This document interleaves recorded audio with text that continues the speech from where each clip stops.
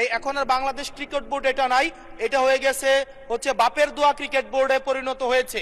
যেভাবে দখল করা হয়েছে বাপের দোয়া ক্রিকেট বোর্ড, আমরা যদি দেখি সাংবিধানিক প্রতিষ্ঠানগুলোকে যেভাবে নগ্নভাবে দলীয়করণ করা হচ্ছে, ইতিমধ্যে বাংলাদেশ ব্যাংকে যেভাবে দখল করা হয়েছে, যেভাবে বিসিবিকে যেভাবে এই এখন আর বাংলাদেশ ক্রিকেট বোর্ড এটা নাই, এটা হয়ে গেছে হচ্ছে বাপের দোয়া ক্রিকেট বোর্ডে পরিণত হয়েছে। যেভাবে দখল করা হয়েছে বাপের দোয়া ক্রিকেট বোর্ড, এবং আমি যখন এই জায়গায় কথা বলছি ঠিক এই মুহূর্তে 28 জন বিচারককে মাননীয় স্পিকার তাদেরকে শোকজ দেওয়া হয়েছে। তাদের ব্যক্তিগত তাদের চ্যাট গ্রুপে তারা হচ্ছে তাদের মতামত প্রকাশ করার কারণে বিচারকদের হচ্ছে মাননীয় স্পিকার শোকজ দেওয়া হয়েছে।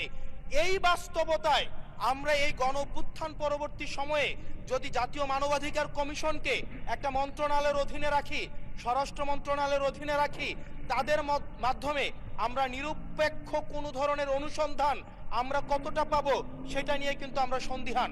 সেই জায়গা থেকে এই বিলটিকে যদি আমরা বাস্তবায়ন করতে চাই, এটাকে যদি আমরা ফাংশনাল করতে চাই, শুধুমাত্র অর্নামেন্টাল না, যদি আমরা ফাংশনাল করতে চাই, তাহলে জাতীয় মানবাধিকার কমিশনকে অবশ্যই অবশ্যই সেটাকে অটোনমাস করতে হবে। আমার সামনে যারা আছেন, আমরা হয়তো আমাদের থেকে এখানের প্রত্যেকটা সদস্য নির্যাতন, নিপীড়ন এবং তাদের যে পলিটিক্যাল রিপ্রেশনের মাত্রা শত সহস্র গুণ বেশি। আমরা তাদের কাছে প্রত্যাশা করেছিলাম এই জাতীয় মানবাধিকার কমিশনকে তারা একটা স্বতন্ত্র বডিতে নিয়ে যাবে, অথচ আমরা দেখলাম যারা সবচেয়ে বেশি নির্যাতিত হয়েছে, নিপীড়িত হয়েছে, তারাই এটাকে একটা মন্ত্রণালয়ের অধীনে রাখতে চাচ্ছে। এই অজুহাতে যে জাতীয় মানবাধিকার কমিশন যদি অটোনমাস হয়ে যায়, তাহলে সেটাকে হচ্ছে এটার জবাবদিহিতা কিভাবে নিশ্চিত হবে?